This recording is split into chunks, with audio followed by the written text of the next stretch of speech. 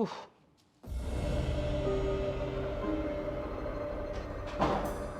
নাহিদা, আমার কি কোনো মূল্য নাই তোমার কাছে, নাকি আমার কথার মূল্য নাই বলো তো? এমন কি হলো যে তোমার এরকম মনে হচ্ছে? তোমার এত কইরা বলছি, এসব কাজের মেয়েদের ধান্দা কি জানো?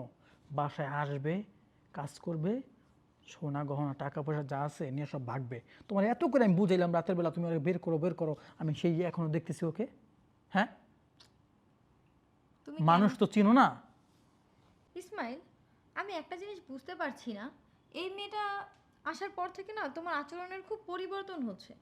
কই এর আগেও তো কত মেয়েরা আমাদের বাড়িতে কাজ করেছে, তাদের ক্ষেত্রে তো এমন কিছু হয়নি, তাদের সাথে তো তোমার এরকম ব্যবহার করনি, বা তাদের সময় তো তুমি এরকম আমার সাথে বলনি। আরে না, বিষয়টা সেরকম না, তুমি বুঝতেছো না। শোনো, সারাদিন তো ঘরে বসে থাকো, মানুষ চিনো না। হ্যাঁ, আমরা ভালো করেই চিনি মানুষকে কেমন। হ্যাঁ, বোঝো নাই? শোনো, একটা কথা বলি, গ্রামের মেয়েরা কখনো ভালো হয় না। হ্যাঁ, বুঝতেছো না তো তখন বুঝবা যখন ঘাটতি বস্তা লইয়া চলে যাব, তখন তখন বলবা ইসমাইল তুমি ঠিক কথা বলছিলা। আচ্ছা, ও যদি কিছু নিয়েও যায় তাহলে সে আমারটা নেবে, আমার বাবারটা নেবে।